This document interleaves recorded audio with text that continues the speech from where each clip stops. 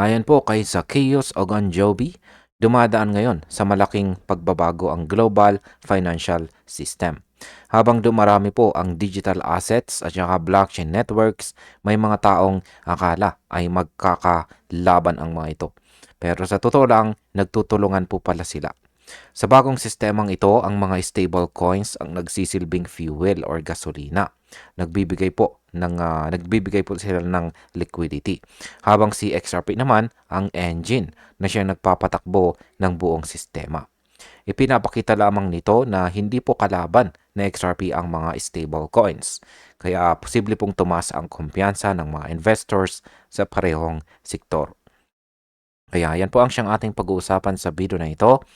At agad po nating umpisahan sa ating pinakaunang tanong kung paano nga ba nagiging fuel or gasolina ang mga stable coins.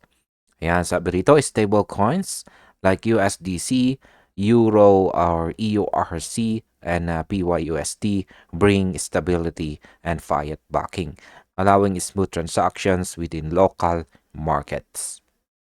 Ayan, paliwanag natin. Ang mga stable coins daw, gaya po ng USDC at EURC ay parang gasolina sa makina kung saan ay nagbibigay po ng enerhiya sa ekonomiya. Dahil back po sila ng totoong fiat reserves tulad po ng cash at US treasuries, nagiging stable po ang kanilang value. Pero ang problema, limitado lang sila sa kanilang rehiyon. Halimbawa, si USDC ay para po sa US market at si EURC ay para naman sa Europe, kaya hirap po silang makatawid sa global scale. Kaya ang market impact po dito ay ang kakulangan ng global reach ng stable coins ay nagbubukas ng mas malaking papel para kay XRP bilang tulay ng mga currency sa iba't ibang bansa. Ngayon ay bakit po ba si XRP ang engine? Ang sabi po rito tungkol dyan ay XRP acts as a neutral bridge asset in Ripple's on-demand liquidity system, enabling instant global transfers without pre-funded accounts. Ayan, si XRP daw po ang tunay na engine or makina dahil siya ang nagpapagana ng global movement ng pera.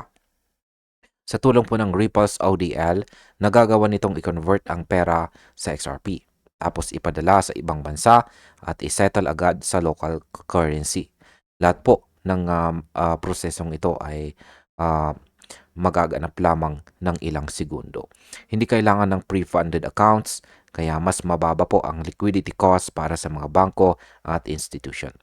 Sa market impact, habang mas marami pong bansa ang gumagamit ng ODL, tumataas po ang demand para kay XRP na maaari pong magdulot ng positibong galaw sa kanyang market price. Ano naman ang hinaharap ng global finance? Sabi po rito ay the future is about integration. Stablecoins for stability and XRP for speed and connectivity. Ayan, ayon po sa mga eksperto, hindi ito tungkol sa kung sino ang papalit kanino. Sa halip ito po ay tungkol sa pagsasama. Ang mga stable coins ang magbibigay po ng stability at saka compliance, habang si XRP ang siyang magpapabilis po ng global transactions. Magkasama po silang bubuo ng isang sistema na mas mura, mas mabilis at mas inclusive para sa lahat.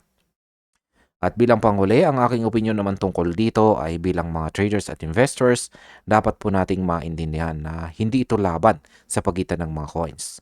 Ang totoo, nagsisimula po na mabuo ang bagong global financial engine kung saan si XRP po ang puso at ang mga stable coins ang dugong dumadaloy dito.